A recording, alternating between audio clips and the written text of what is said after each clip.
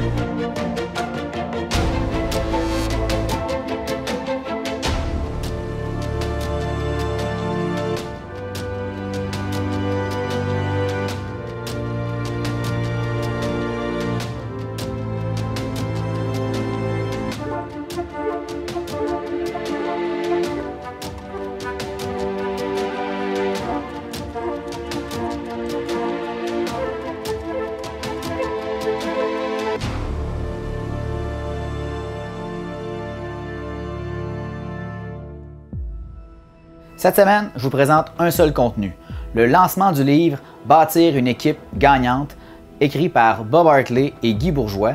Ça a été présenté par les éditions de l'Homme sur Facebook en direct. J'ai pu assister à ça en direct et pouvoir écouter M. Bourgeois et M. Hartley sur le livre qu'ils ont écrit. J'ai trouvé ça tellement pertinent, tellement intéressant que je me suis dit que je devais vous montrer ce contenu-là en intégralité. Autant pour les gens qui sont dans le domaine du hockey, parce qu'on s'entend, M. Bob Hartley est connu comme entraîneur, mais c'est pas seulement pour les gens de hockey ce livre-là, c'est pour les gens qui sont des entrepreneurs, des chefs d'entreprise, des chefs d'équipe qui ont des problématiques de motivation peut-être avec leur équipe. Ce livre-là est fait pour vous. En ce qui me concerne, je me suis senti tout de suite interpellé par les propos de ces deux hommes. Je suis certain que vous allez vous reconnaître là-dedans, vous aussi, que vous soyez employé ou employeur, que vous soyez entrepreneur, je suis certain que vous allez vous reconnaître. Donc c'est parti pour bâtir une équipe gagnante avec Guy Bourgeois et Bob Hartley.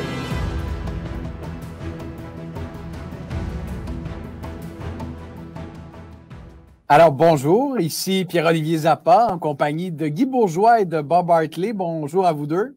Bonjour. Bonjour, Pierre-Olivier. On est là pour se parler du lancement aujourd'hui de votre livre, Bâtir une équipe gagnante, qui paraît aux éditions de l'Homme. Un livre qui s'adresse non seulement aux chefs d'entreprise, mais également à tous ceux et celles, qu'ils soient salariés, qu'ils soient étudiants, qui souhaitent avoir des compétences, développer leur talent de leadership au sein de leurs équipes de travail. En fait, c'est une véritable boîte à outils. Et en fait, je vais vous présenter, vous deux, Guy Bourgeois. Vous êtes auteur, conférencier bien connu, motivateur. Vous conseillez des chefs d'entreprise. Vous êtes également à la tête de l'organisation Formax, une équipe de conférenciers reconnus. Et Bob Hartley, coach professionnel de hockey depuis 5 décennies maintenant. Vous avez notamment mené l'Avalanche du Colorado en 2001 sur le chemin de la Coupe Stanley. Et depuis 2018, vous êtes entraîneur de hockey dans la KHL en Russie. D'ailleurs, je ne sais pas, il est quelle heure à Moscou? Il est 11 heures. Mais il est plus tard qu'au Québec. Alors, on va commencer avec Guy. Guy, je veux savoir pourquoi avoir choisi de coécrire un livre avec Bob. Puis, parle-nous un peu du concept de l'ouvrage. Premièrement, merci beaucoup, Pierre-Olivier, d'être là. Le concept de l'ouvrage, moi, je suis dans le domaine de la formation et de la motivation depuis bientôt 30 ans. Ce n'est pas 5 décennies comme Bob, là, mais j'ai commencé en 1992. Et mon travail a toujours été d'aider des dirigeants d'entreprises ou d'organisations à mieux réussir. Et ça implique évidemment mieux réussir dans les ventes, mais aussi mieux réussir avec leur équipe d'employés. Alors, donc, je baigne dans ça depuis toujours. J'ai vu plusieurs types de dirigeants. Et l'idée du livre m'entra dans la tête depuis plusieurs années, je dois dire, parce que je donne ce type de formation-là depuis quelques décennies, comme je le disais, mais c'est vraiment en 2015, là, même un peu avant qu'on ait croisé Bob, là, qui est devenu conférencier de notre équipe. D'ailleurs, c'est après la fameuse série Montréal-Québec, okay, que je l'avais vu à TVA.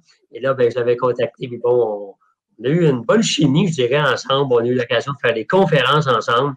Et évidemment, il fait partie de notre équipe. Donc, on a vu qu'on partageait les mêmes valeurs, la même vision. Et les succès de Bob, les anecdotes de Bob avec un peu mes contenus, les expériences que j'ai dans le monde des affaires, ça a fait un fit là, à 100%. Puis la pandémie nous a aidé à conclure ça, hein, parce qu'on avait commencé un peu en 2016 environ. Et bon, il y a toutes de raisons, des interruptions, manque de temps. Et là, la pandémie, on s'est parlé au début, puis go, t'es prêt, Bob? Oui. Go, on y va. Puis, et voilà. Et Bob, dans ce livre-là, il y a un parallèle qui semble naturel entre le mandat d'un coach de hockey, d'un entraîneur qui bâtit son équipe, qui motive ses joueurs, et un employé ou un chef d'entreprise qui se retrouve dans son équipe de travail à devoir utiliser les mêmes compétences qu'un coach de hockey. Là. Il n'y a aucun doute, Pierre-Olivier, parce qu'en bout de ligne, qu'on ait un gros mois de vente ou qu'on ait 10 victoires dans un mois, en bout de ligne, on compétitionne contre nos concurrents. Donc, on veut être les meilleurs, mais par contre, être les meilleurs, c'est un processus de développement, c'est un processus d'évaluation. Trop souvent, autant au hockey qu'en affaires, on fait l'erreur de créer un processus et les attentes. Et puis, on pense que ça va se connecter automatiquement. Ça prend du temps, ça prend de la planification, ça prend des gens, ça prend du support. Et puis, c'est qu'est-ce qu'on a couvé, je vais dire, et comme deux personnages un peu différents, mais comme Guy dit, on s'est rattachés, on s'est reconnectés. On a couvé ce livre-là pendant plusieurs années parce qu'on donnait des conférences ensemble, on se disait, on partageait les mêmes idées parce qu'en bout de ligne, du côté du hockey, du côté d'affaires, on veut arriver au sommet, on veut gagner notre Coupe Stanley. Ce n'est pas juste au hockey que la Coupe Stanley existe. Donc, je veux dire, je suis vraiment fier, je suis honoré de pouvoir travailler avec Guy Bourgeois. Et puis, je pense qu'on va offrir un livre qui va aller toucher tout le monde, autant les coachs, les gérants, les propriétaires d'entreprise, le sportif, celui qui aimerait connaître un peu plus sur le leadership, parce que le leadership ne vient pas juste du coach ou du dirigeant. Le leadership se cultive dans nos entreprises ou dans nos équipes. Et un des points intéressants, et vous faites bien de le mentionner, Bob, le fait que ça s'adresse un peu à tout le monde. Moi, je me suis reconnu dans le livre parce que j'anime une émission de télé, je travaille avec une équipe, je dois gérer des attentes, je dois gérer des personnalités également. Et un des éléments importants dans le bouquin, c'est de s'intéresser à la psychologie des êtres humains qui nous entourent. Bob, en tant que coach de hockey, tu as dû gérer des personnalités fortes et diverses. Je pense notamment à Patrick Roy. De réussir à créer du lien dans une chambre de hockey, c'est pas toujours évident. Là. Non, mais j'ai travaillé dans 2 usines à Hawkesbury dès l'âge de 18 ans avec 500-600 employés. Je vais dire, c'est une grosse équipe, ça. Mais je pense qu'avant d'analyser l'employé, avant d'analyser le joueur, il faut que tu connaisses la personne. Parce que pour moi, motiver un joueur de hockey, ça n'existe pas.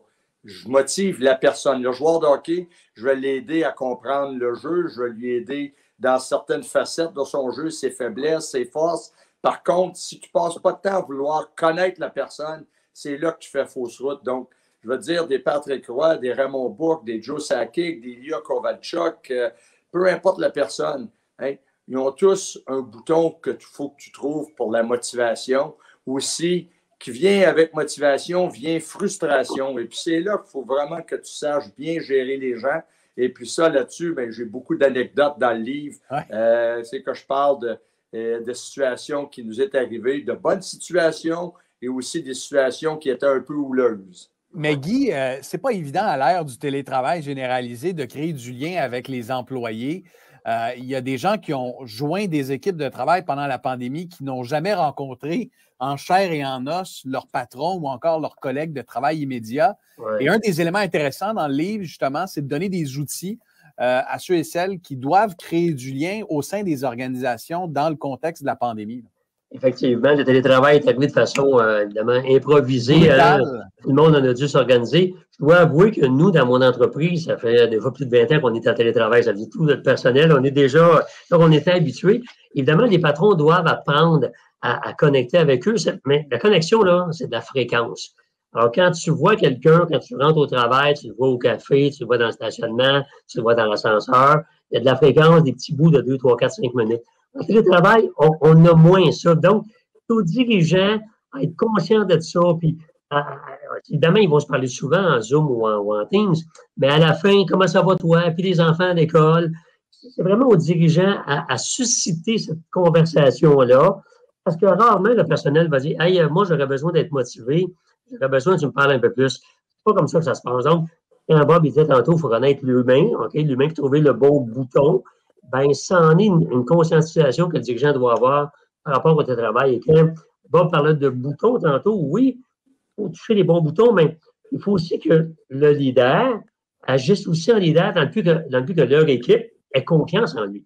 Et on en parle dans le livre. Le livre est un peu en deux parties. La première partie, c'est comment être. Et là, on définit, on décrit c'est quoi un leader, une bonne personne, une personne qui écoute, une personne qui a confiance en elle, une personne qui est respectueuse, une personne qui a des valeurs humaines.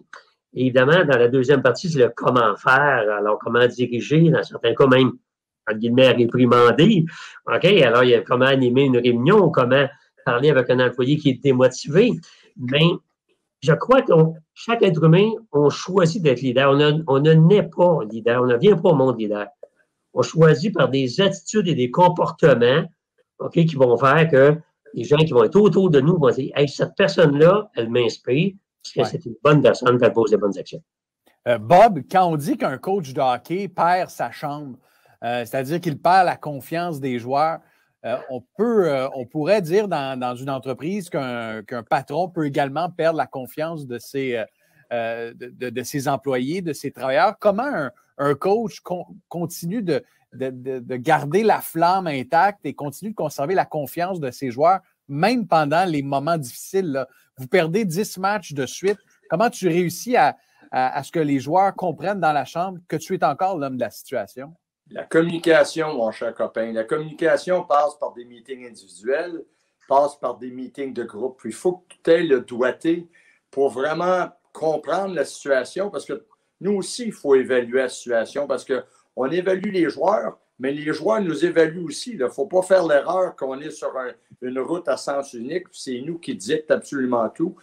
Surtout au niveau professionnel, on négocie avec des adultes, des professionnels, des gens qui ont beaucoup de talent, qui ont aussi beaucoup confiance en leurs moyens. Par contre, on compétitionne contre des gens qui partagent les mêmes buts que nous et gagnent des matchs de hockey pour se rendre en séries éliminatoires, boire dans le trophée, que ce soit la Coupe Gagarine, que ce soit la Coupe Calder dans la Ligue américaine ou la Coupe Stanley dans la Ligue nationale.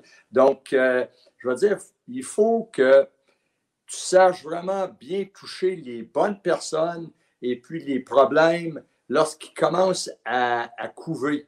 Lorsqu'on pense que le problème, là, il est à la naissance, c'est là qu'il faut l'attaquer. Parce que si on ne l'attaque pas, c'est comme un cancer et puis ça se propage. Et puis le joueur qui a le problème, soudainement, il a 2, 3 amis. Puis là, tu es rendu à 4, tu es rendu à 7, tu es rendu avec la moitié de l'équipe. Et puis ça divise la chambre, ça divise les attentes et ça divise tes chances de succès. Donc, il faut attaquer aussitôt que tu as une certaine croyance ou un certain feeling qu'il y a quelque chose qui ne va pas. Il faut que tu ailles chercher ce joueur-là et que tu essaies de le régler un à un, parce que si tu ne fais pas ça, comme je dis, ça passe par la communication. Si tu permets, Pierre-Olivier, pour faire du millage de ce que Bob vient de dire, la communication, c'est essentiel, mais dans le livre, on a dressé la liste d'environ une quinzaine d'éléments qui potentiellement motivent les êtres humains, que ce soit un joueur de hockey ou un employé.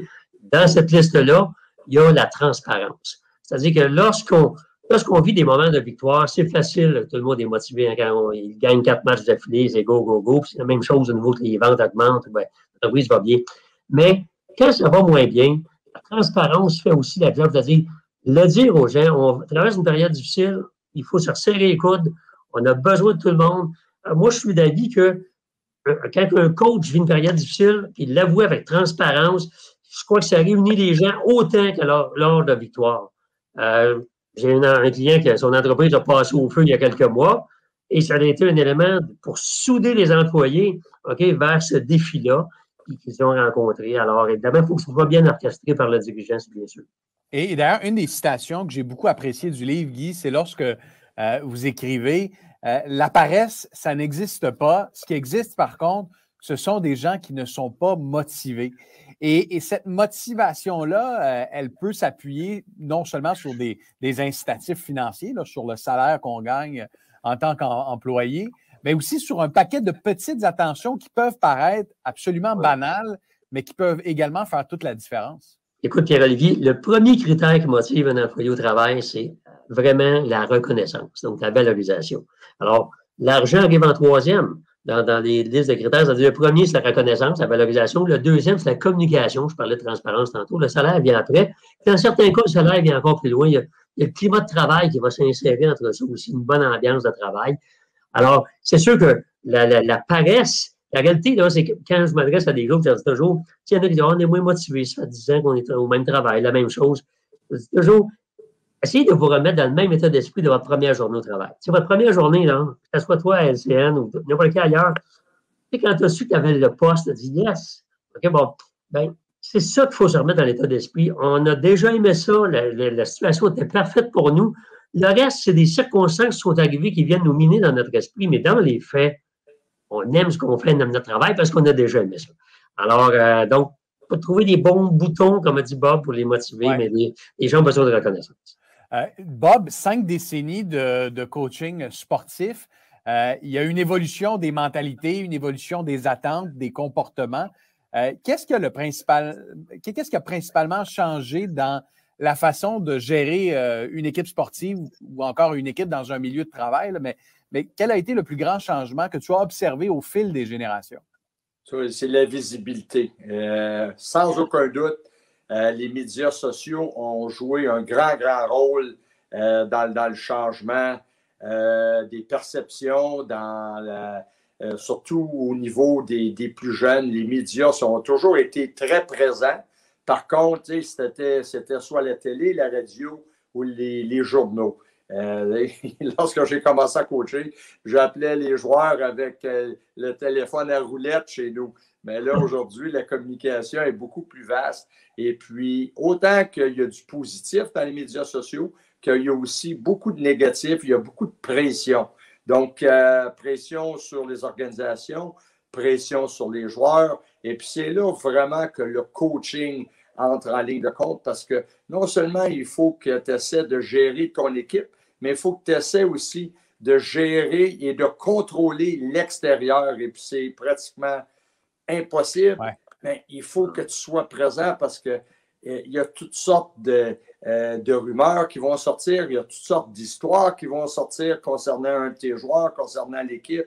Et puis là-dessus, ça peut vraiment affecter le mental de un ou de plusieurs joueurs dans ton équipe. Donc, je vais dire, ça a beaucoup évolué. Les jeunes sont beaucoup plus confiants, sont beaucoup plus éduqués. Ils veulent avoir beaucoup plus de réponses. Et puis, c'est correct comme ça parce qu'en tant que gérant d'entreprise, il faut savoir, oui, tu veux être le boss, tu veux être le leader, mais il faut que tu saches t'ajuster. T'ajuster aux décennies, t'ajuster à la société, à la demande aussi, à qu'est-ce que tu peux leur offrir pour leur permettre de réaliser leurs rêves. Donc, je veux dire, il faut toujours que tu sois préparé. Dans mon cas, je vais être honnête avec toi, le hockey, le match de hockey ou l'entraînement de hockey prend peut-être 30% de mon temps. Le 70 autres %, c'est de gérer les situations, gérer le personnel, gérer les joueurs. Gérer son plancher, Guy, hein, et puis gérer la pression avec les derniers mois qui ont amené une tonne de bouleversements en milieu d'entreprise. Ça n'a pas été évident pour bien des leaders, pour bien des décideurs. Et dans le livre, il y a des outils justement pour aider les gens à peut-être encaisser cette pression-là, la partager aussi avec leurs collègues et leur équipe de façon positive. Absolument. On parle entre autres de confiance en soi dans le livre. C'est sûr qu'un leader, par définition, est supposé en tout cas d'avoir une plus grande confiance en lui que le commun des mortels, appelons ça comme ça. Mais c'est sûr que pour gérer la pression, il faut la communiquer. Hein. Il faut parler, il faut échanger, il faut écouter, faut dire les malaises qu'on a. Il faut vraiment, faut pas être se refermer sur soi. On se soit que le leader est un être humain comme un autre. Et je me rappelle, quand la pandémie a commencé, bon, un bon ami à moi, c'est M. Jean Bédard, le président de la cage brasserie sportive, il m'avait dit, j'ai demandé, parce qu'on permet évidemment tous les restaurants, vous connaissez l'histoire, mais j'ai demandé à tous mes gérants de restaurants de parler à tous nos employés au moins une fois par semaine. OK? Pour garder le contact, pour s'informer, pour garder la connexion. Alors, dans des défis, que ce soit, peu importe le défi, la pandémie, c'en est un, des défis d'affaires qui arrivent, des défis de concurrence qui arrivent. Alors, la communication, se parler, écouter aussi, parce qu'on dit parler, mais la communication, c'est deux pôles, hein, c'est parler, mais écouter aussi. Alors, donc, c'est un des secrets. Et il faut que le leader apprenne à maîtriser ça. Okay? C'est pas inné. Souvent, le type de caractère que ça prend pour être un dirigeant, souvent, c'est un type de caractère plus fonceur, même à la limite, des fois frondeur. Mais il faut que ces gens-là apprennent à être plus conciliants, plus ouverts, plus écouter. C'est ce qu'on parle dans le livre, évidemment. Et surtout dans un contexte de pénurie de main-d'œuvre, Guy, aujourd'hui, on va prendre l'analogie avec le hockey, mais le gros bout du bâton de hockey, ce sont souvent les employés qui l'ont entre les mains parce qu'ils savent très bien qu'ils sont en demande et que du jour au lendemain, la fidélité qu'ils ont avec un employeur X, ben, ils vont pouvoir la rediriger vers un employeur Y.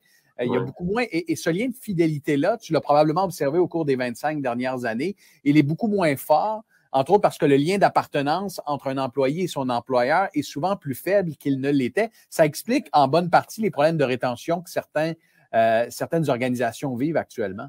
Oui, tu as raison, mais je dirais que Bob et moi, on est vraiment convaincus que notre livre peut être un très bon outil pour les dirigeants pour, garder les employés. Oui. Parce que personne ne veut changer d'endroit s'il est heureux à l'endroit où il est.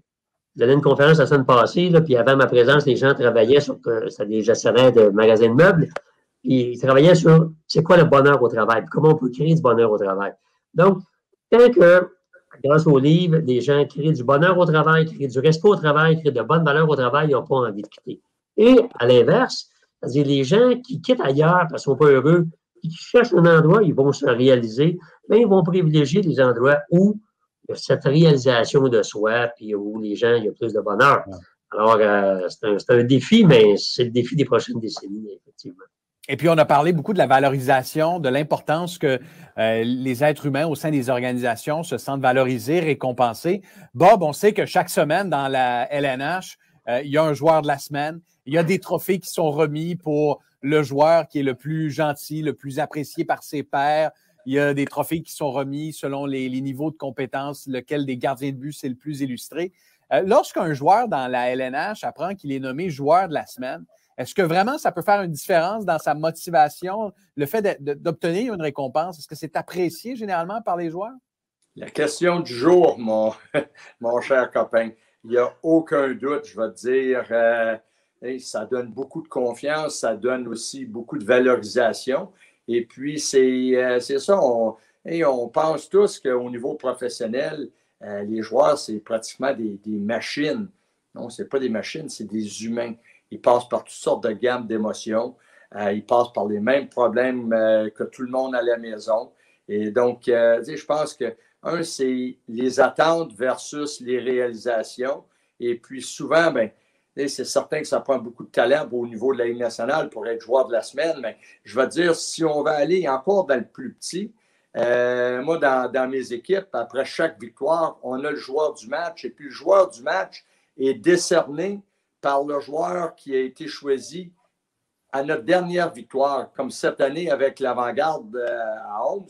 On a une paire de gants de boxe avec les logos de l'équipe et puis tout ça, et puis le nouveau joueur du match, mais il se fait présenter les gants, puis il faut aussi qu'il parle à l'équipe après la victoire. Donc, tu sais, c'est communiquer, c'est pas facile. Il y en a qui communiquent par l'exemple, il y en a qui communiquent par la voix, mais tu sais, je prends ça, moi, pour une belle réalisation pour le joueur, parce que non seulement on connaît un bon match, mais là, il faut qu'il le transmette par voix avec les gants de boxe dans les mains aux joueurs. Et à notre prochaine victoire, lui, il va passer les fameux gants de boxe à un autre joueur. Donc, à chaque année, j'essaie de trouver un nouveau truc. On avait une ceinture de de boxeurs. À ma première année, on avait les fameux chapeaux russes, les Ushanka qu'on appelle, là, et les fameux chapeaux pour les moins 30, moins 40. Donc, tu essaies d'aller chercher quelque chose comme de compétition ou quelque chose pour ta région géographique. Et puis, je peux te dire une chose, les joueurs embarquent vraiment là-dedans. Ils aiment ça. Et puis, je trouve que le joueur qui s'exprime un peu moins bien, je veux dire, c'est tout un défi pour lui, mais en même temps, c'est une belle expérience. Et puis, je sens qu'il grandit là-dedans parce que le lendemain, je peux aller le voir et je lui dis, hey, tu as bien fait. Non seulement que tu as joué un grand match, mais j'ai aimé comment tu t'es présenté devant tes joueurs, devant ton équipe. Puis après tout, mais c'est ta famille. C'est pas juste ton équipe, c'est ta famille. Ce sont tes frères qui t'entourent. Donc, n'aie pas peur. La prochaine fois, sors tes tripes puis mets-les devant l'équipe. Et puis, je pense que les gens grandissent dans cette situation-là. Guy, en milieu d'entreprise, c'est un peu la même chose. Puis je lisais certains exemples dans le livre de récompenses qui peuvent peut-être paraître banales pour certains gestionnaires ou certains salariés, mais qui, au quotidien, peuvent vraiment faire une différence puis être interprétées de manière symbolique comme une marque d'appréciation, de respect pour un individu. Oui, absolument. C'est sûr que les exemples de Bob sont pertinents par rapport à la joueur du match, quoi que ce soit. On n'a pas vraiment ça en entreprise. Par contre, bon, au niveau des ventes, là, il y a le vendeur, club élite, club du président. Bon, ça, c'est vrai. Mais de plus en plus, dans les entreprises, on est conscient que la reconnaissance est hyper importante. Donc, on va voir, par exemple, avant un meeting, on en parle dans le livre, avant un meeting, faire un tour de table avec les participants, leur bon coup de la semaine, qu'est-ce qu'ils ont fait, ou les bonnes pratiques qu'ils ont fait. Moi, j'ai vu des rencontres de franchisés, les bonnes pratiques qu'ils avaient. Des affichages, pour souhaiter la bienvenue aux nouvel employé qu'on vient d'avoir. Des grands pans de mur avec des employés, ça fait 5 ans, 10 ans, 15 ans. Vous savez, quand on est allé à l'école secondaire ou université, à un moment donné, là, quand on retourne après ça à notre école secondaire, on voit la photo avec les finissants de l'année, pas Pierre-Olivier, ça peut être l'année 2000 ou 2010. Moi et Bob, c'était avant ça, mais on va revoir ces photos-là. Pourquoi? Parce que ça nous valorise, ça nous donne un sentiment d'appartenance. Alors, pour les dirigeants d'entreprise, de nommer, d'afficher, de photographier, d'écrire le nom des employés sur leur case au travail ou sur une carte d'affaires où je vois des entreprises, des fois, on rentre, c'est marqué réceptionniste. Ben, ça devrait être marqué José Tremblay, réceptionniste, et non pas juste réceptionniste. Ouais. Alors, c'est ça qu'on leur apprend dans le livre, c'est ça qu'on les amène à être conscients de la valorisation. C'est hyper important. Dans le livre, Bob, il y a plusieurs anecdotes que je qualifierais de croustillantes, qui mettent de la couleur aussi, puis qui peuvent interpeller les lecteurs. Je l'avoue, les siennes sont meilleures que les miennes. Des anecdotes de business, c'est moins bon que des anecdotes de hockey. Non, mais entre autres, une anecdote avec un ramoneur à Zurich, Bob. Tu nous racontes ça dans le livre.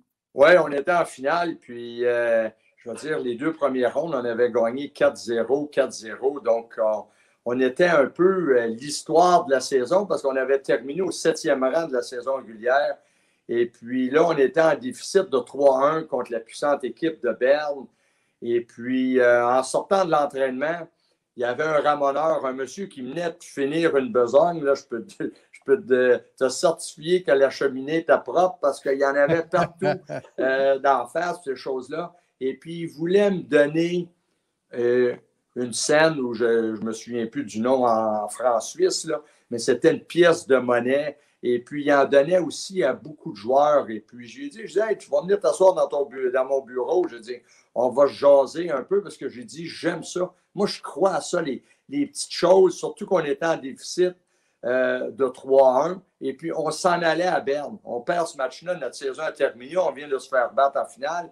Mais ça aurait été peut-être correct pour des gens. Mais je voulais les toucher. Je sentais qu'on avait besoin peut-être d'un électrochoc, sortir peut-être du hockey, amener un ramoneur. Et puis, je lui ai dit, moi, là, demain matin, je te veux dans notre chambre avant qu'on quitte pour Berne. Je veux que tu viennes. Puis, j'ai dit, pas en habit, là. J'ai en habit de travail. J'ai dit, que tu sois noir comme le poil, là. J'ai dit, il n'y a absolument aucun problème. Puis, tu vas venir nous donner chacun une pièce de monnaie. J'ai dit, je vais te les donner. Puis, tout ça, on gagne en 2e période de prolongation. Je le ramène pour le match numéro 6. Je pense qu'on gagne 6-2. Le match numéro 7, On a amené le ramoneur à Berne avec nous. On a gagné le match tête à 2 secondes de la fin. Et puis, je veux dire, on a eu tout un party avec le ramoneur. Et puis, les joueurs ont acheté ce ramoneur-là. Tu ne peux pas croire. Il semble que la pression du déficit de 3-1 s'est envolée. Et la pièce de monnaie, les joueurs mettaient leur pièce de monnaie dans leur casier. On parlait de ça, puis même les joueurs avant le match numéro 7, on dit Bob, il faut que tu ramènes le ramoneur. J'ai dit inquiétez-vous pas, les boys. C'est certain qu'il est avec nous, le ramoneur. Il fait maintenant partie de notre équipe. Donc, des fois, là, c'est toucher les gens avec des petites choses à heurcher. J'avais demandé au médecin de l'équipe de prescrire des petites bouteilles de pilules avec la vitamine W, la vitamine WIN. Et puis, on avait mis des capsules oranges de vitamine C. Hein, on parle là, des athlètes, on parle des adultes de 20 à 35 ans. Le matin, en arrivant à l'aréna, ils ouvraient leur bouteille de petites pilules de vitamine W et puis ils prenaient, parce que ça avait été prescrit par le docteur de l'équipe, le nom, tel une vraie prescription. Ouais. Tu sais, des fois, c'est juste pour jouer un peu dans le mental, les faire bien sentir. Hey, les boys, avez-vous pris votre pilule? Puis, hey, puis là, le joueur joue un bon match, le lendemain, il dit hey, la vitamine W, là, commence à nous rentrer dans le corps. On a beaucoup d'énergie. Donc, c'est toucher les gens, là, des fois, il faut sortir du cadre de notre emploi. Et je me demande où était ce ramoneur lors de la dernière finale de la Coupe Stanley. Je pense que les Canadiens auraient dû l'avoir dans la chambre. Oui, mais ça, il y a de belles histoires comme ça, des histoires de motivation. Il y en a partout. Il faut juste regarder autour de nous. Des fois, il y a un enfant malade ou quelqu'un qui a vécu. Je me souviens au Colorado, j'étais là lors de la tuerie de Columbine et puis le jeune homme qui avait sauté au travers de la fenêtre de la bibliothèque pour atterrir sur le camion. Quelques mois après, on était encore en séries éliminatoires. Il est venu s'adresser à l'équipe. Là. Et puis ça, on connaît tous la tragédie de Columbine. Et puis je vais te dire que tu aurais pu entendre une mouche voler dans le vestiaire. C'est capter l'attention, vivre le moment. Et puis, tu sais, souvent, on s'analyse. Puis comme on parlait, on a de la pression ou on a peur de perdre un match de hockey. C'est tellement peu dans la vie. Lorsqu'on regarde autour de nous, lorsqu'on regarde un portrait global de ce qui nous entoure, perdre un match de hockey, on ne devrait pas avoir peur. On devrait sauter à 2 pieds et puis vraiment y aller. Mais des fois, là, ça prend quelqu'un d'à côté pour nous dire hey, on n'est pas si pire que ça, tout va être correct.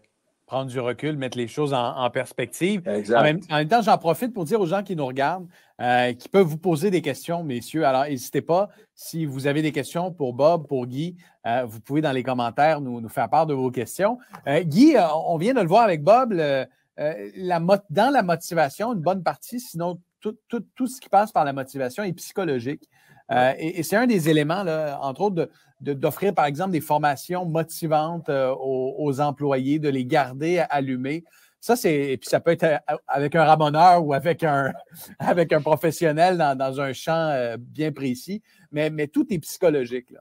Ben absolument. Puis écoute, Bob a dit une phrase tantôt, puis on en parle dans le livre là, de cette façon-là. Mais Bob a dit tantôt, dans le fond, mon travail au hockey, c'est d'être 30%, mais 70% de mon travail, c'est les relations, c'est m'occuper de mes gens. Ben, malheureusement, le monde des affaires a un petit peu de retard là-dessus. Okay? Un dirigeant d'entreprise va plutôt passer 90 à 95% de son temps à gérer des processus, okay, des horaires, des plans de vente, des plans d'achat, des structures. Puis, il va donner des fois quelques pourcentages de temps en rencontre ou bien à écouter un employé ou bien s'intéresser à lui. Puis, des fois, malheureusement, le dirigeant va voir ça comme une perte de temps. Alors, c'est sûr qu'un livre comme le nôtre, là, ça vient un peu leur dire le succès. Puis Harvard, je lisais, il y a un gars qui s'appelle Cavett Roberts à Harvard, là, dans Harvard Business School. Il dit que le succès de n'importe quelle organisation repose est partagé comme suit. 85% du succès de l'organisation repose sur les relations avec la direction, les employés, la direction et les clients, la direction des fournisseurs, donc relationnel. Et 15% d'une organisation, du succès d'une organisation, repose sur les opérations, la logistique, etc. Alors, dans le monde des affaires, c'est pas cette attention-là qui est mise, mais ceux qui le font, qu'on pourrait nommer un paquet de noms d'entreprises là, autour de Montréal et partout au Québec, qui font ça, Et ces entreprises-là se démarquent parce que les dirigeants ont compris que le succès pour garder son monde, pour qu'il soit motivé, il est dans les relations. Donc, dans l'écoute, dans l'attention, dans la reconnaissance, dans des petits jeux. Puis là, il faudrait peut-être se trouver un ramoneur. Okay. C'est des ramoneurs qui nous écoutent. Là, vous pouvez appliquer pour des entreprises, peut-être quelque chose pour vous. Bob, on a une question de Dave qui nous écrit à l'instant. Est-ce que tu as déjà manqué de motivation comme dirigeant d'une équipe? Non, absolument pas. C'est certain qu'il y a eu des questionnements lorsque tu as une série de défaites. Soudainement, il y a peut-être quelque chose qui t'effleure l'esprit puis qui te dit est-ce que j'ai la bonne méthode? Pourquoi que ça ne fonctionne pas? Et puis là, comme toute espèce humaine, tu as deux chemins. Tu es à la croisée des chemins où tu vas aller chercher des excuses ou tu vas trouver des solutions. Et puis ça, c'est là que lorsque tu es entouré de bonnes personnes, le lendemain matin, il ne faut jamais que tu agisses sur l'émotion. Moi, des meetings d'après-match avec les joueurs, j'en ai jamais. J'en ai jamais. Autant après un bon match que dans un mauvais match, je vais aller dans la chambre, puis bon match, les boys, puis bang, bang, bang, puis je suis fier de toi, puis tout ça. Mais si vraiment, là, je vais avoir un meeting de 3, 4, 5, 10 minutes, c'est le lendemain matin où j'ai la chance de me reposer le cerveau, de bien me préparer, d'essayer d'amener le joueur exactement où que je veux, autant du côté négatif que du côté positif. Donc, je vais dire, la motivation, lorsque tu portes le drapeau, il ne faut jamais que tu baisses les bras. Mais par contre, est-ce que tu te fais défier? Est-ce que le travail te défie? Est-ce qu'une série de défaites ou, au point de vue commercial, quelques mauvais mois de vente ou la perte de quelques gros employés, puis soudainement, tu crains que ton empire va s'effondrer? Tout le monde passe par ça, mais c'est là qu'il faut vraiment que le leadership dans toi, il faut qu'il ressorte, il faut que les triples te tombent sur la table et te disent il n'y a pas de panique. 2, on va trouver des solutions. Et puis vraiment, c'est là, il faut que tu puises avec la qualité des gens qui t'entourent. C'est vrai que, Guy, on arrive parfois à un carrefour en tant que dirigeant ou en tant que salarié. Puis en tant qu'animateur de télé, par exemple, tes codes d'écoute sont moins bonnes une semaine. Là, tu te poses des questions et tu as des décisions à prendre. Il y en a qui pourraient être tentés de baisser les bras, d'être moins motivés, mais le mieux, c'est d'aller chercher dans une boîte à outils les outils qui vont te permettre de te relever. Il faut toujours miser sur ses bons coups. Aussi, en tant que conférencier, on n'est pas toujours motivé dans le plafond. On essaie d'être pas trop dans le plancher, mais pas toujours dans le plafond. Mais il faut que tu regardes tes succès. Moi, je veux dire toujours, vous savez, une entreprise, à chaque année, doit faire son inventaire. Actif, passif, la valeur des bâtiments, et puis là, ça vaut tant. Ben, l'être humain doit faire ça aussi. Alors, moi, j'ai une petite liste dans mon téléphone, je ne la montrerai pas, mais mes qualités, mes talents, mes bons coups que j'ai faits. J'en ajoute à chaque année. Les qualités, je les garde pas mal les mêmes.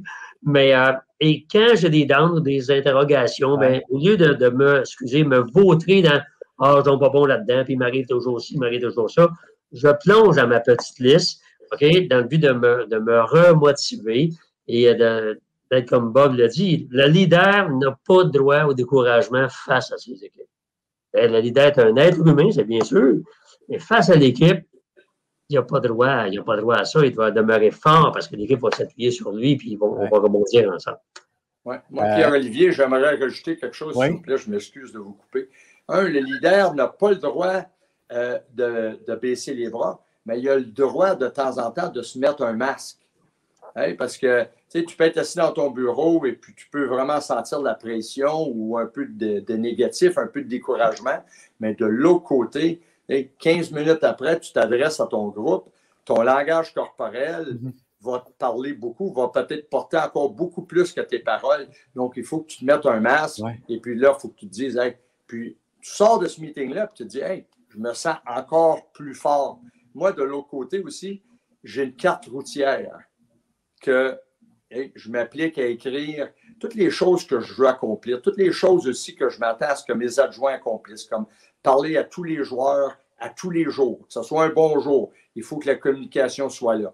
Est-ce que le processus du développement de joueurs, est-ce qu'on le respecte? Parce que, une fois que la saison commence, tout va bien ou tout va mal, puis là, tout déraille, ça prend cette carte routière-là pour dire, est-ce qu'on coche toutes nos cases? Est-ce qu'on communique bien? Est-ce que le développement des joueurs se fait bien? Est-ce que le niveau d'entraînement est à point. Ces choses-là, des choses qu'une fois à tête reposée, c'est facile de dicter la liste qui favorise notre entreprise, que ce soit au niveau sportif ou commercial. Puis ensuite de ça, de temps en temps, peut-être une fois par mois, s'asseoir avec nos adjoints et dire, est-ce qu'on peut cocher les cases au cours du dernier mois? Puis ça, je pense que ça l'aide vraiment à être constant. J'ai une question, parce que je vais prendre un maximum de questions. J'ai une question de Norman Desjardins qui nous écrit « Bob, pour moi, tu as été un leader exemplaire. Est-ce que l'accident fatal d'un de tes amis plus jeunes a été un facteur dominant dans ta vie et ta façon de voir les choses? » Oui, en passant, salut Normand, j'ai d'excellents souvenirs de toi, mon bon ami, à Cornwall. Et puis, oui, j'ai perdu un bon chum à un très jeune âge. Et puis, je peux dire que ça l'a beaucoup dicté mes décisions de comportement. Pas qu'il y avait de graves problèmes, mais il reste que lorsque tu es âgé de 16 à 20 ans, tu penses que tu es invincible et puis tu es à l'abri de tout. Et puis ça, je peux te dire que je l'ai partagé beaucoup parce que dans le sport comme dans la société, il y a beaucoup de boissons, il y a beaucoup de drogues, il y a beaucoup aussi il y a tellement de pression que ça porte à des décisions qu'on pourrait regretter. Donc, c'est comme j'ai dit, en connaître nos joueurs, c'est une chose, mais connaître la personne, ça, c'est encore beaucoup parce que, gagner un match de hockey, c'est très valorisant. Mais sortir un jeune du trouble, puis l'aider à retomber sur le bon chemin, puis quelques années après, tu reçois un coup de téléphone à Noël ou tu reçois un courriel pour qu'ils te disent « Merci de m'avoir aidé. Aujourd'hui, je suis père de famille. J'ai un bon emploi. Je suis peut-être plus dans le hockey, mais j'ai un bon emploi et puis je suis serein. Je suis en santé. Je comprends exactement la façon dont la vie fonctionne. Et on travaille avec tellement de jeunes et puis avec des attentes personnelles, des attentes familiales, des attentes un peu du monde du sport, qu'il y en a beaucoup qui craquent sous la pression. C'est trop facile, donc il faut bien les encadrer. Ouais, c'est vrai que ce sont des bons points. Hein? Gérer l'humain, c'est gérer toute sa complexité. Je veux lire également le commentaire de Jocelyne Cazin qui nous regarde. Salut Jocelyne. Elle nous écrit « Bonjour à vous, je suis heureuse de faire partie de l'équipe de Guy Bourgeois. Dans mes conférences, je traite aussi de reconnaissance et je crois sincèrement que la reconnaissance, c'est l'essence dans le moteur de l'humain. Trop peu d'employeurs ont peur de reconnaître leurs employés. Est-ce par peur de voir les employés réclamer des augmentations de salaire? » Ça, c'est un bon point, Guy. Hein? Il y a encore, au sein de certaines organisations, une culture réticente à reconnaître et à valoriser les employés. Ben, tu as raison, Jocelyne a raison aussi au niveau de la reconnaissance. C'est un peu pour ça que le livre, là, on espère, va venir donner un impact sur les mentalités des dirigeants. Oui, il y a des dirigeants, des fois, qui ont peur de s'adresser aux employés parce qu'ils vont encore me quémander une augmentation. Mais la réalité, c'est que l'argent, quand l'argent est le premier dénominateur commun de dire je vais rester à l'entreprise parce que quand il est plus cher, c'est parce que le leader ne fait pas sa job. Parce que la réalité, c'est que l'argent, comme je vous dis tantôt, est un 3e, 4e critère. Ouais. Alors, lorsqu'on mise sur l'être humain, sur l'esprit d'équipe, sur la communication, la transparence, l'argent, je ne dis pas que ça devient inutile, c'est pas le cas, mais c'est tertiaire ou même au quatrième rang. Mm-hmm. Et d'ailleurs, vous connaissez probablement des gens, puis ceux qui nous regardent aujourd'hui en connaissent aussi, qui ont quitté un emploi très bien rémunéré pour aller à un autre emploi, des fois un peu moins bien rémunéré à cause du climat de travail. Et vous savez, dans les sports, là, le terme créer une chimie dans la chambre, c'est un terme consacré. Ben, au travail, il y a ça aussi. Puis à chaque fois que je parle à des gestionnaires, je dis, moi, je vous rajoute une description de tâche aujourd'hui que vous n'aviez pas. Vous êtes là pour créer de la chimie dans la chambre. Donc, comme Bob a dit tantôt, serrer à la main, ben là, quand la pandémie sera finie, serrer à la main à chacun de nos employés le matin, faire une activité une fois par semaine, emmener des muffins le vendredi, bref.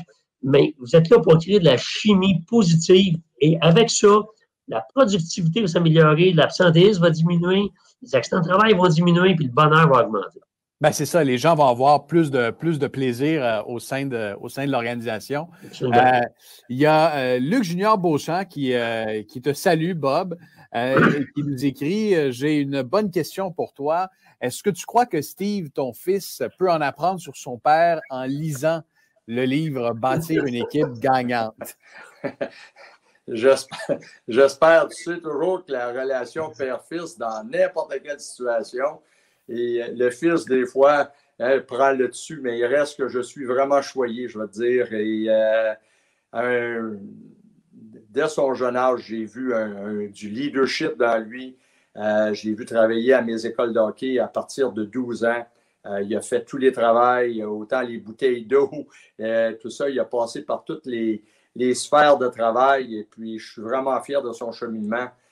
C'est certain qu'on communique beaucoup, mais de l'autre côté, même je suis content et, parce que moi, je suis en Russie, lui est à Drummondville, donc avec le décalage horaire, mes matchs, sa cédule de match, souvent il y a des conflits d'horaire, mais je pense que c'est correct parce qu'il est en train de forger sa propre réputation, il est en train de forger aussi sa propre façon de travailler. Et puis, oui, on échange des idées, mais je suis convaincu, et, parce que je l'ai vu à maintes reprises, je pense qu'il y a un autre bon leader dans la famille qui s'en vient.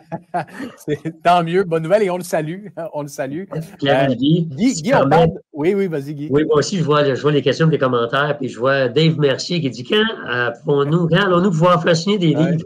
Évidemment que la distance avec la Russie, c'est un peu compliqué, mais on a pensé à ça. Alors, Bob et moi, cet été, on s'est vus. Et on a préparé des signatures pour 300 livres. Alors, évidemment, ils ne sont pas en librairie. Ça en était un livre signé, là. Alors, dédicacé. Ils ne sont pas en librairie, ceux-là, mais si vous allez au guybourgeois.com, dans la section boutique, vous pourrez en commander un dédicacé, puis ça va nous faire plaisir de vous le partager. Sinon, on me souffle à l'oreille, Guy, qu'on va noliser un Airbus A220. Il paraît que c'est toi qui l'offres. Alors, on s'en va à Moscou la semaine prochaine. Non, il faut être piqué à la Spoutnik. Voilà.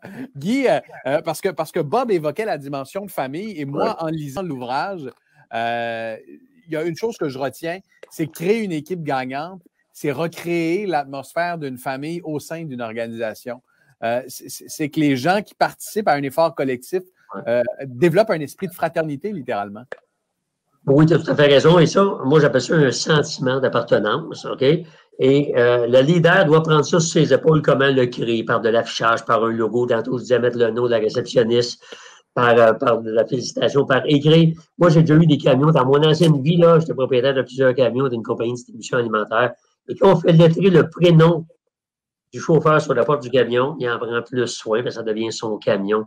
Alors, il faut que les leaders prennent conscience que lorsqu'ils prennent ces petites décisions-là, là, de rendre important les gens, de les valoriser, d'afficher leur nom, bien, ils vont aider à tout le monde. Parce que tous les êtres humains, tout le monde veut s'affilier à quelque chose. Alors, tant que le leader ne réussit pas à les faire s'affilier au travail, ben, les gens vont s'affilier ailleurs avec des amis ou avec des groupements quelconques. Puis, vous savez, moi, j'ai un ami qui a déjà eu une Mazda Miata, en publicité pour Mazda. Il faisait partie d'un club de Mazda. Tous les gens ne le connaissaient pas. Puis le samedi matin, il se promenait à décapotable Mazda que des gens ne connaissaient pas. Mais ils disaient, on est en Mazda. On est en Miata. Alors, les gens ont besoin d'un sentiment d'appartenance, les leaders. Je vous le dis, là, ils en ont besoin. Alors, investissez dans ça. Okay, dans une casquette au nom d'entreprise, dans un logo quelconque, ou un club par rapport à l'équipe ou chaque département. Et vous allez voir, ça ne coûte rien, vous allez sortir gagnant. C'est drôle que tu en parles parce que je discutais avec le directeur des ressources humaines d'une compagnie, d'une grosse compagnie la semaine dernière qui me disait « J'ai convaincu nos patrons d'acheter des casquettes à l'effigie avec le logo de l'entreprise. Et même si les casquettes coûtaient 10 l'unité, les dirigeants étaient réticents, puis pourtant, ça fait toute la différence et il les a convaincus. Et quand quelqu'un est embauché dans l'entreprise, il reçoit sa casquette.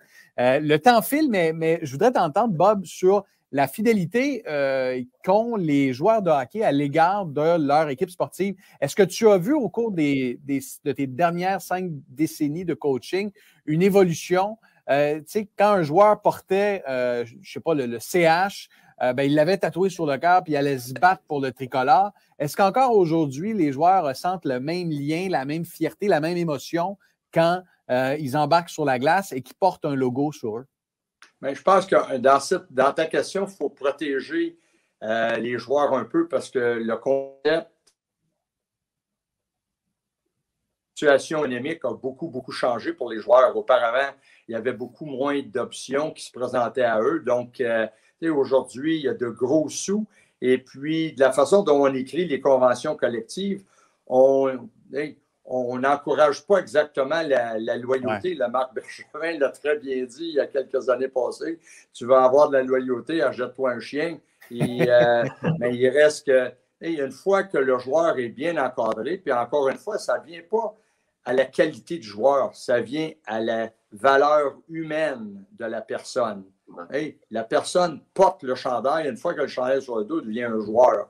Donc, je pense qu'on a bien compris qu'il y a de gros dollars. Maintenant, on partage les dollars entre les propriétaires et les joueurs. Et puis, je pense que c'était la bonne chose à faire parce qu'il y a vraiment de grands joueurs pendant beaucoup, beaucoup d'années qui ont été sous-payés, qui ont été pratiquement embarrassés, comme je te dirais, laissés sans protection. Donc, c'est une grosse business, une business de très peu d'années dans beaucoup de cas. Ouais. Donc, je pense qu'il faut que tu regardes, les joueurs ont des agents. Ces personnes-là sont embauchées pour trouver les meilleurs terrains d'entente possibles. Mais par contre, on a vu beaucoup au cours des dernières années des joueurs qui ont fait des carrières de 8, 10, 15 ans avec la même organisation. Ça va devenir de plus en plus rare, mais je ne suis pas prêt à blâmer les joueurs de ce côté-là. Bob, il est minuit moins 10 à Moscou. On a le temps peut-être pour une dernière question, celle de Cynthia, qui dit justement, est-ce que tu penses que le fait de coacher ailleurs qu'en Amérique a changé ta façon de penser, vu la différence de culture à laquelle tu es confronté là-bas? Ça, c'est la question du jour, ma chère Cynthia, parce que à mon arrivée à Zurich, évidemment, je ne parlais pas le suisse allemand. Et puis, je vais dire qu'aller au restaurant, puis je pensais que je m'étais commandé un filet mignon parce que j'avais vu le mot filet. Et je me suis ramassé avec une bolle géante de nouilles avec peut-être 4 petits morceaux de viande. Donc, j'ai compris. Puis ici, arrivé en Russie avec l'alphabet qui est totalement différent, je peux dire que je me suis perdu. J'ai peut-être demandé à 75 personnes au Kremlin, est-ce que vous parlez l'anglais? Niet, pour finalement, peut-être 30 minutes après, tomber sur une personne qui dit, ben oui, je vais vous aider, mon cher monsieur, s'il vous plaît, je suis perdu, je me sentais comme un petit gars, mais ça, je te parle. Et à Zurich, j'avais 51 ans. Maintenant, ici, j'avais 57 à mon arrivée ici. J'ai vu des jeunes arriver dans la Ligue nationale, des jeunes Tchèques, des jeunes Russes, que, tu sais, on parle beaucoup de leadership aujourd'hui. Ces jeunes-là allaient toujours à l'arrière de la ligne dans les entraînements. Mm-hmm. Et puis nous, les entraîneurs, bien, ceux qui sont les derniers en bout de la ligne, c'est les suiveux, c'est les moutons. Mais j'ai vraiment compris, mon arrivée en Suisse, mon arrivée en Russie, a fait de moi un meilleur coach parce que j'ai dit, si moi j'ai eu de la difficulté, je suis un homme mature, je suis un père de famille, ces jeunes-là qui débarquent d'un autre continent et puis que le langage est complètement différent, la communication est pratiquement inexistante avec Milan Ejuk, un très bon joueur que j'ai dirigé au Colorado. On faisait des dessins d'avion et puis on écrivait à l'heure. Il n'était même pas capable de se commander un hot dog au restaurant. Là. Donc, je veux dire, je lui donne beaucoup, beaucoup de crédit aujourd'hui parce que moi, je n'avais pas vécu qu'est-ce que lui passait au travers. Donc, je l'ai vu. J'ai vu des jeunes faillir à la tâche. J'ai vu d'autres jeunes passer en raison d'un caractère absolument incroyable et puis l'aide inestimable de beaucoup de bons coéquipiers. Mais aujourd'hui, si j'aurais pu vivre mon aventure en Suisse et en Russie à un jeune âge, je peux te dire que mon expérience dans la Ligue nationale aurait été encore meilleure et puis peut-être même mon taux de réussite avec les joueurs européens, les joueurs russes, aurait été meilleur parce que j'aurais su exactement par quoi qui passait l'ajustement parce que, tu sais, on amène un bon kid qui sait jouer au hockey puis on pense que tout va être facile. Mais comme j'ai dit, connaître le joueur, c'est une chose, mais connaître qu'est-ce qui l'entoure, connaître ses forces, connaître ses faiblesses. Et puis, évidemment, la langue devient un obstacle incroyable. Le temps file, messieurs, et on va peut-être donner le mot de la fin, vous donner le mot de la fin à vous deux avec la question de Luc Junior Beauchamp, qui en a une autre, puis je trouve que c'est une belle façon de clore le lancement de ce livre. Bâtir une équipe gagnante s'adresse à ceux et celles qui nous regardent, qui veulent développer leurs compétences de leader, veulent mieux évoluer au sein de leur organisation. Luc pose la question, pour vous deux, qui a été le leader des leaders que vous avez croisés dans votre vie? Puis j'ai envie de vous dire, qui vous a inspiré et qui a inspiré une partie de votre parcours? On va commencer par Bob, puis ensuite Guy aura le mot de la fin. Moi, je vais dire que je suis privilégié parce que depuis 1987, j'estime que je n'ai pas travaillé une journée. Et je m'amuse, je suis au cirque. Et puis, il y a deux personnes qui ont été vraiment, vraiment importantes pour moi. Jacques Tranche-Montagne, qui m'a parti un peu comme coach, m'a menti pour m'amener à diriger son équipe à Hawkesbury. Il a cru en moi. Je vais dire, on était une équipe en reconstruction, on était une équipe au bord de la faillite. Et puis, ensemble, on a su regrouper des bénévoles, on a su regrouper de bons jeunes. Et puis, on a rebâti une équipe dans 2 ans, on était devenu une puissance où que les jeunes, non seulement voulaient venir compétitionner pour nous, Hawkesbury, mais voulaient venir aussi s'éduquer. Parce qu'on a envoyé beaucoup de jeunes aux universités américaines. Et puis ensuite, Jean-Claude Morissette à Laval, ça, c'est mon mentor. Et autant qu'il m'a appris beaucoup de choses, comment gérer des gens. J'étais directeur-gérant. Je manquais d'expérience parce que j'avais seulement 4 ans d'expérience comme entraîneur-chef et directeur-gérant. Mais il m'a montré beaucoup le travail de la famille. La famille Morissette, c'est une famille tissée serrée. Et puis, le Titan de Laval, c'était la famille. C'était pas une équipe. Et puis, je vais te dire qu'aujourd'hui, c'est encore mon père spirituel. Il a vu notre conquête de la Coupe Calder. Il a vu notre conquête de la Coupe Stanley. Il a pris l'avion la journée du match pour venir au match numéro 7 et puis vivre ma victoire avec les Suisses.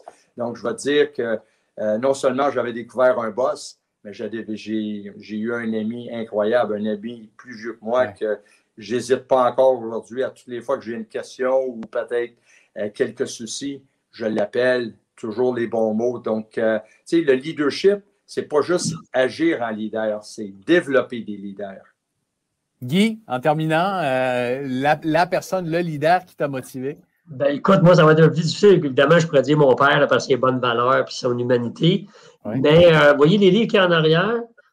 Moi, c'est plutôt là que j'ai pris mes valeurs. C'est-à-dire, j'ai lu beaucoup de biographies, des livres de succès de Napoleon Hill, puis David Schwartz, puis un paquet de livres. Puis, évidemment, mon travail m'amène à côtoyer énormément de dirigeants. Il y en a des extraordinaires là-dedans. Bob en est une personne qui me motive.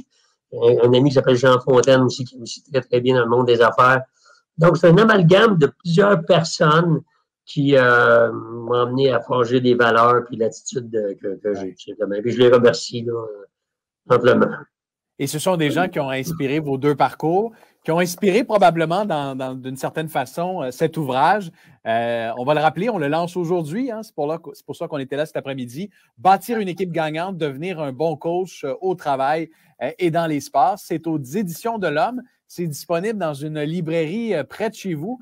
Et je pense, messieurs, qu'avec ces témoignages, avec votre façon de l'écrire, qui est très abordable, qui est très accessible, vous allez rendre de grands services à certains gestionnaires et certains salariés également qui sont intéressés à développer leurs compétences au sein de leurs équipes. Alors, merci à vous deux et bon succès avec ce livre. Et puis, Bob, je te souhaite bonne nuit à Moscou où on t'a retrouvé. Pierre-Olivier, merci beaucoup. Et puis, merci aussi à tous ceux qui nous ont joints. Et puis, achetez le livre. Vous allez voir que je pense que c'est une bonne carte routière pour le succès. Merci beaucoup, Bob. Merci, Pierre-Olivier aussi. Je remercierai aussi les Éditions de l'Homme qui nous font confiance à vouloir éditer notre livre et nous aider à le faire rayonner. Alors, c'est un travail d'équipe, hein? On est une équipe gagnante. Voilà. Merci à tout le monde et bonne fin de journée. Au revoir. Au revoir.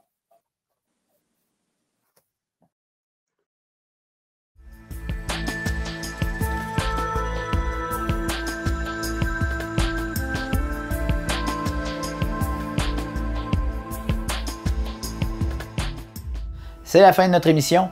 J'espère que vous avez apprécié ce lancement de livre qui a été organisé, je le rappelle, par les Éditions de l'Homme. Tout le crédit va à eux. Si ça vous intéresse, allez sur la page Facebook des Éditions de l'Homme. Abonnez-vous à leur page Facebook, à leur chaîne YouTube aussi. Je donne tout le crédit de ce contenu aux éditions de l'Homme. On a pu le voir dans le générique du reportage. C'est un contenu super intéressant qu'ils nous proposent et je les remercie d'avoir pris la peine de faire ce lancement en direct sur Internet comme ça.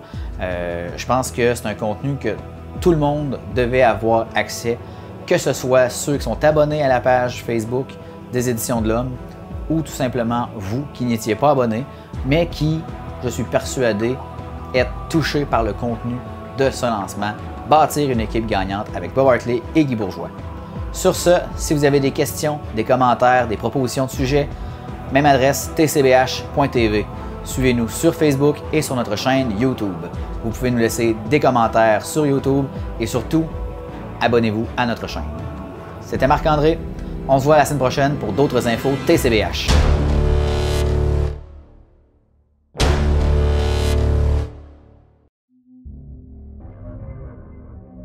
Cette émission est une réalisation de TCBH, propulsée par Derry Télécom.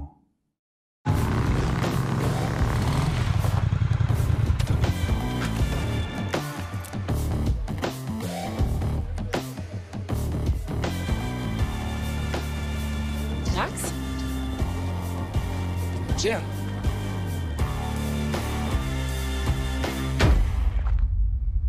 Le passeport vaccinal est maintenant exigé pour fréquenter certains lieux publics. N'attendez pas de frapper un mur. Faites-vous vacciner.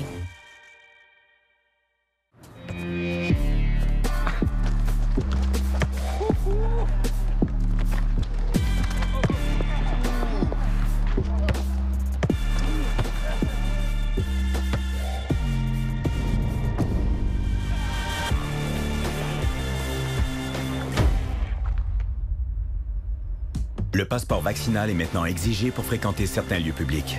N'attendez pas de frapper un mur. Faites-vous vacciner. Votre code QR, c'est votre passeport vaccinal. Si vous avez 13 ans et plus, rendez-vous au québec.ca/passeport vaccinal pour télécharger votre passeport. Vous pouvez l'imprimer, le prendre en photo avec votre appareil mobile ou l'importer dans l'application VaxiCode.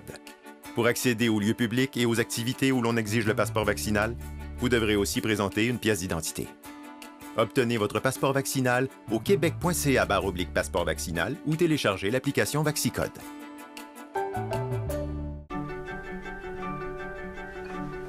Ça prend une bonne dose d'amour pour traverser une pandémie.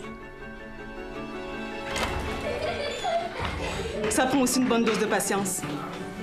Une bonne dose de courage et de détermination. Une bonne dose de persévérance. Ça prend une bonne dose d'endurance. Mais surtout, ça prend une deuxième dose de vaccin.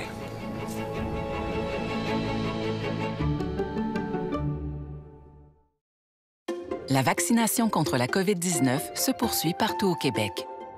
L'effet combiné des 2 doses assure une meilleure efficacité du vaccin, en plus de réduire le risque d'avoir et de transmettre le virus.